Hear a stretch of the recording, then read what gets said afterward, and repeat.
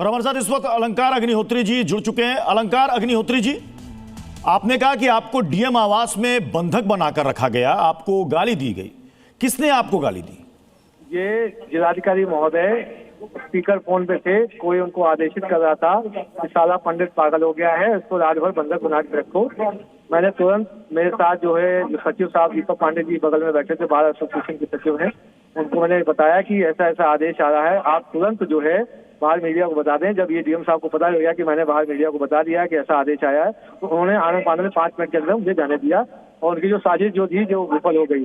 तो साजिश विफल हो गई तो रात में जो है उन्होंने एक निलंबन आदेश जारी कर दिया।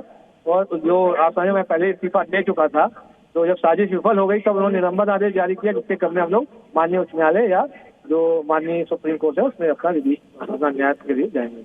जी, आपने जो इस्तीफा दिया उसका मुख्य कारण क्या है? यूजीसी के नए नियम को लेकर विरोध या फिर स्वामी मुक्तेश्वरानंद का समर्थन?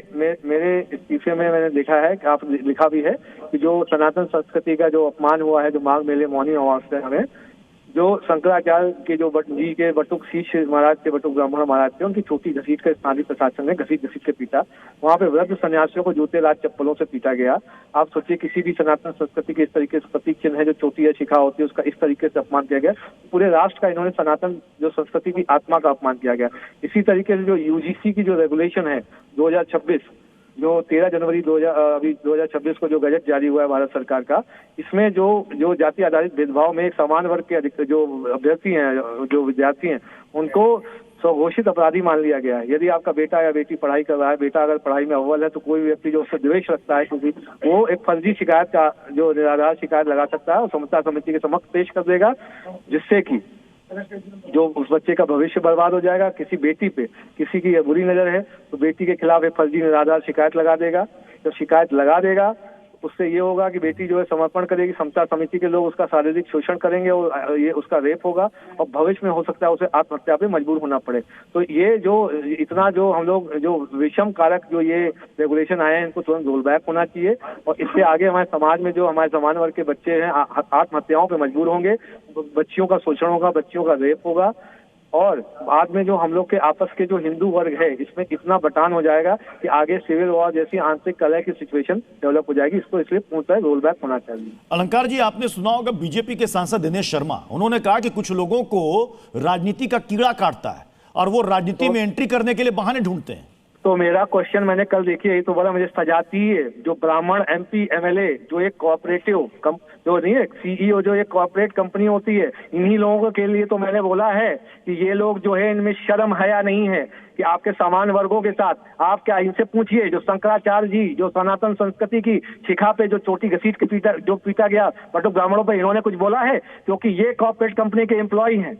आप सोचिए, ये व्यक्ति जो है जो भी आप जिनका नाम ले रहे हैं, इनको शर्म आनी चाहिए। आपको हमारे साथ खड़ा होना चाहिए। समाज की कौन सी बातें करते हैं ये? आज पूछिए, किसी भी समाज की बातें करते हैं?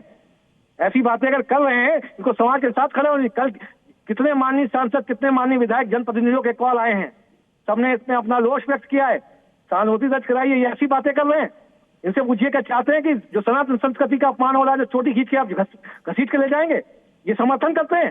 दिनेश शर्मा जी समर्थन करते हैं चोटी उखाड़ो, चोटी घसीट के मारिए? इनको शर्म नहीं आती है ऐसा वक्तव्य देते हुए? आप आइए, चुनाव लड़िए। अरे आप राज्यसभा पता नहीं कहाँ पे यहाँ है, आपको अभी समाज भूल जाएगा। आपको देखिए जनता कैसे भूलेगी। अरे दिनेश शर्मा जी, मैं बोल रहा हूँ आपको नाम से, माननीय सांसद, माननीय देखिए अगली बार मौका। अलंकार जी, मतलब आप कोई पार्टी ज्वाइन नहीं करने वाले हैं? कुछ खबरें आ रही है कि समाजवादी पार्टी से आपकी बातचीत हुई है? हमारा जो ये समाज अब डिसाइड करेगा किस तरीके का विकल्प हम लोग समाज जब लेगा उस पर निर्णय लिया जाएगा।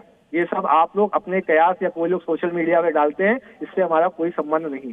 नहीं, मैं कयास पर पूछ ही नहीं रहा हूं, मैं आपसे डायरेक्टली पूछ रहा हूं, क्या आप समाजवादी पार्टी ज्वाइन करने वाले हैं, टिकट पर चुनाव लड़ने वाले हैं? हमारे 6 से 7 राज्यों में अपने जितने भी सवर्ण संगठन है, ब्राह्मण सभाएं हैं, उन सभी के प्रतिनिधि, उन सबसे वार्ता हो रही है और आगे कैसा विकल्प होगा वो हम लोग आगे अपनी रणनीति बताएंगे। नहीं, मतलब अभी आपने फैसला नहीं किया है?